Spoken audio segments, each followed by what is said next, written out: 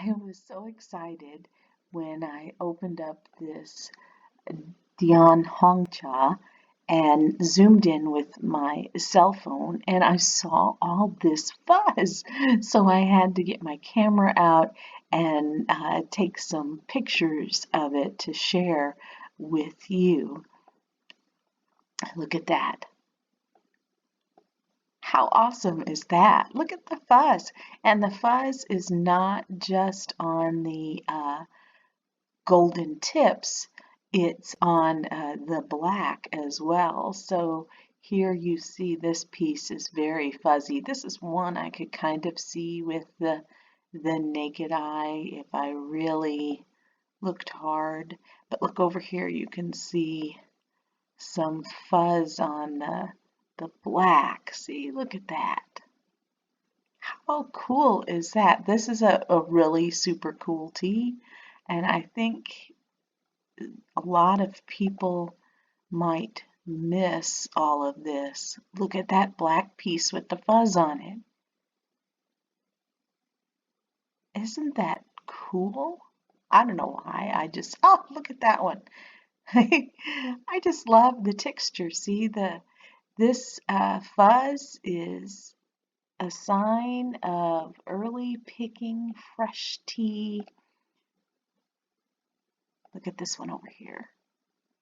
Wow. You can't see that with the naked eye. I tried. You need a good camera or even just your cell phone. So don't forget when you're drinking tea, maybe take your cell phone and put it on video. Look at that wrapped up around there with the fuzz on the end. Oh, super cool. So take your video on your phone and just turn it on and just zoom in and observe. Take your two fingers and pinch. Look at the fuzz on the black there. Oh, wow. Check that out.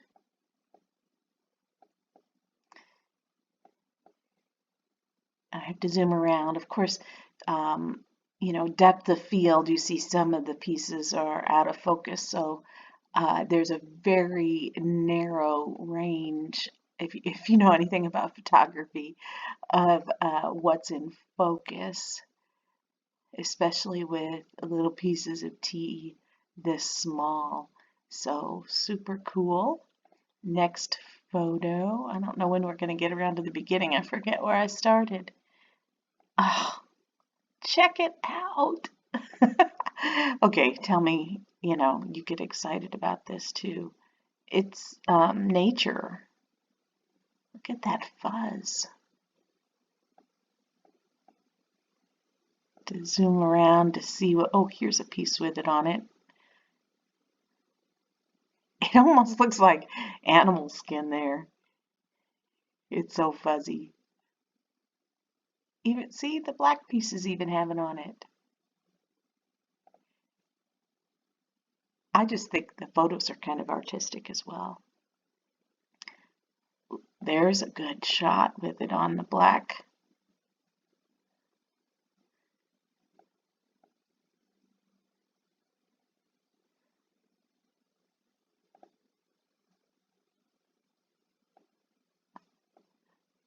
I feel like I can only say, wow, look how cool that is so many times. See it on this one? Look at how that piece is like twisted around. Ooh, here's a nice golden tip. Look at how much fuzz.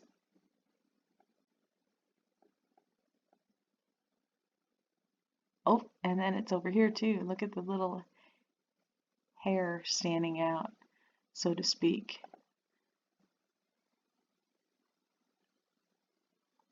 This is the same piece, only at a different angle, different lighting.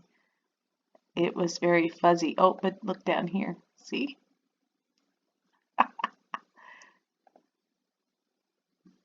I like this photo. I don't know why. Um, there's some stuff. Are you getting tired of looking at it? I think I had a lot of photos. I deleted a bunch, and um, I kept like 32 of them or something, because look at that. Okay, I'm sorry if I keep demanding that you look at it. I'm running out of things to say. I just want to look at them.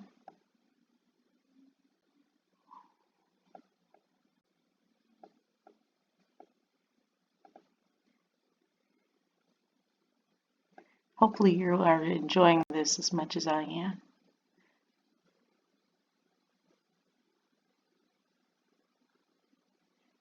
There's one down in there that's fuzzy. Oh, this one over here. Isn't that a pretty photo? You see how it's out of focus? Because I have a very narrow depth of field in order to get some of these pieces in focus. Like that one there. Or this one here.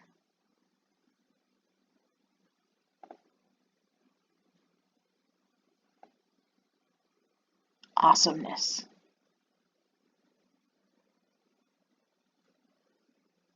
We're just exploring our tea. I think I've come around to the beginning. So let's go to the next part. Okay, here's today's tea tasting. And I think it's Dian. It's Hong Cha meaning red tea, which is black tea in America. Anxious to open it up and begin smelling. Here is my tea view for today.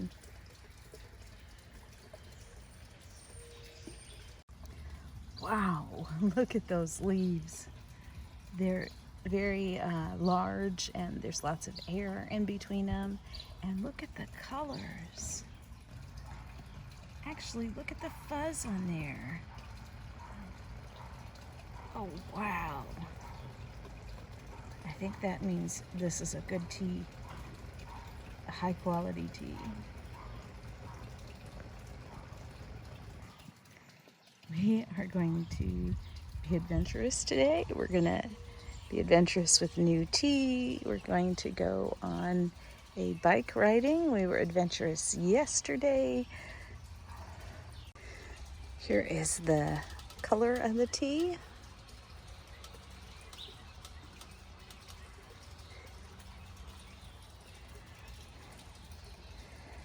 See if I can pour it with my left hand again while I videotape with my right hand.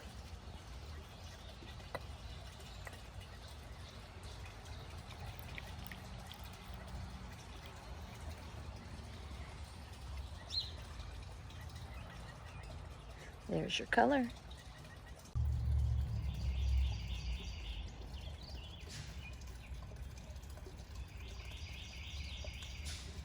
There's what the wet leaves look like. I think the birds approve.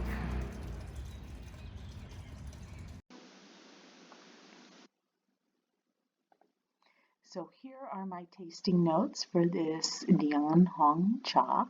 And Dian Hong Cha, let's skip down here to this paragraph, is a relatively new product from Yunnan. I got this from Wikipedia, that began production in the early 20th century. The word Dian is a short name for Yunnan region. And of course, we know Hong means red and Cha means tea. So what I found interesting is a lot of times with this tea club that I'm in, um, they have the Chinese names, and the book that I'm going through, where I'm trying to order every tea in the book, they have the American names. Sometimes they have the Chinese and the American names, but often it's hard to put teas together. And I found this one listed in my book under just simply Yunnan Gold. And we're going to skip down a little bit since I'm talking about it. This came out of Wikipedia, and here is, see the word, Dian Hong Su Cha means broken Yunnan. Dian Hong Gong Fu Cha means Yunnan gold. I can't even say this. Jinya Dian Hong Cha Yunnan. So see, each one of these is the same Dian Hong, but they're all from the Yunnan province. So it's sometimes difficult when buying tea and trying to learn about it to put the teas together. So just know if you're buying one that says Yunnan Gold, it's probably also a Dian Hongcha. New York Tea Society Tea Club, if you want to buy this tea or join the club, you can just go to their website. And I'm really enjoying it, my time on Zoom talking with these people and learning. May 23rd is the date. This is a black tea. Obviously, red in Chinese is black in the Western world. This tea is from, of course, the Yunnan province. I forgot to go look this up, but Jinggu Yunnan. So I stopped the video and went and looked up Jinggu Yunnan, and here is from Wikipedia. So we have in the Yunnan province, the Pu'er prefecture is in yellow, and the pink is the county. So we have really narrowed this down. You see there where it's located. I looked on Google Maps. You see that it is right there, and there's Pu'er City. And then I zoomed out a little bit more. You see this area here is the same as this one. And so this gets you more of China with the Yunnan province being here and the rest of China over there. So that's super cool. I love being able to see exactly where the tea is from. That's when other teas I have that don't list where it's from, I actually become spoiled. I like being able to find teas that tell me exactly where it is. Harvest, April of 2020. So this tea is just about a year old, and the cultivar is the Camellia sinensis assamica variety. It's fully oxidized buds and leaves. So we go down here. Fully oxidized is black tea. That's all I know. I did miss the chat. They changed the time on me, which is perfectly fine, and I can always get on my phone from anywhere, but not when I'm riding my bike down a trail at 15 miles an hour. So the timing didn't work out. The golden refers to golden tips or the buds of a leaf before it is fully opened, and that when it's oxidized, it becomes golden instead of black. So I picked up that tip. I forgot where I'd been taking these notes for all week, but that they become golden while they're being oxidized. So the tips, the buds don't turn black so much as the other tea, parts of the tea, the other leaves. The fuzz! Fuzz is the word often used for leaf hairs.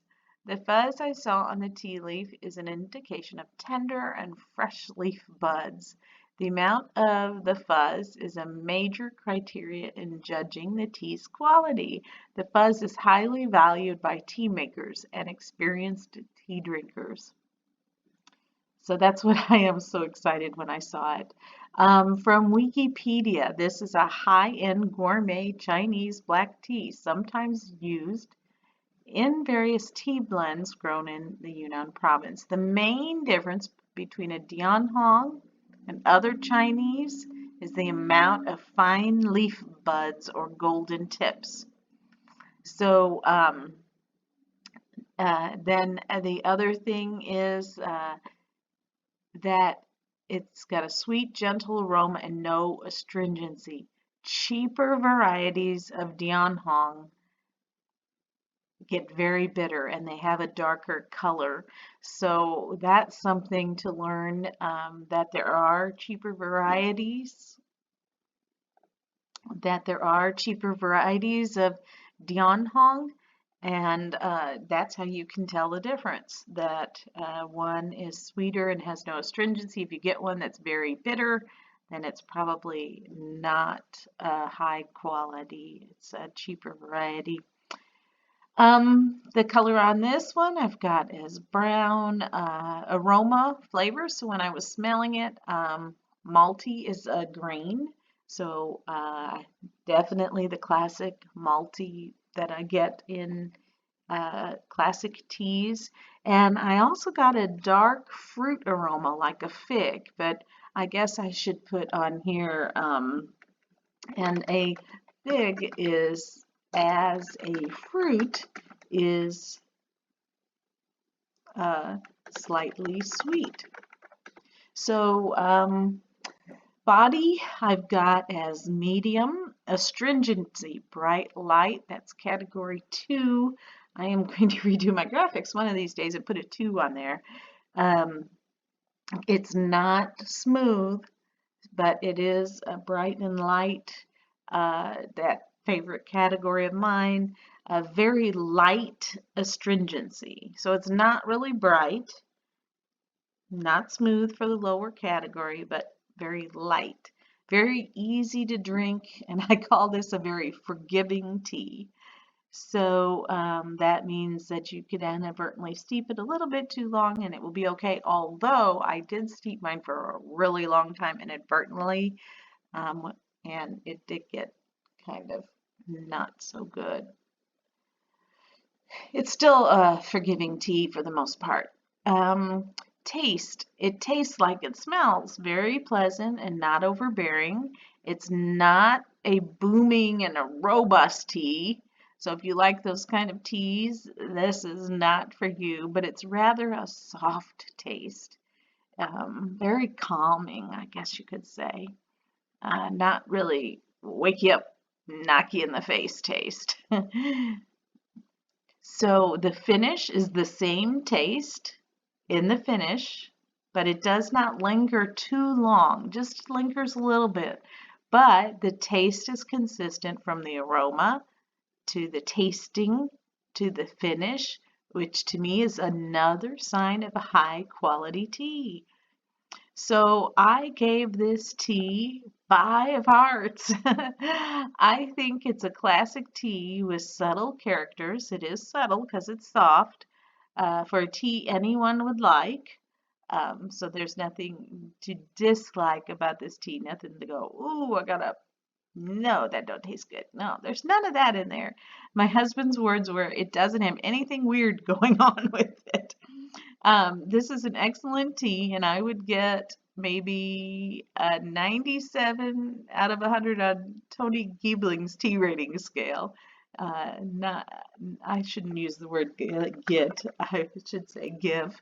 So this guy, if you have not been to his website, it's Tea Epicure, and he has, if you want to find the high quality teas, he shows you exactly where they are, and he's come up with this rating system similar to wine. So when I go into a wine shop and they have ratings on them, they're actually rated up to 100. So he's developed a tea rating system that is comparable to the wine rating system that people are familiar with. So I look forward to seeing you the next time I taste tea.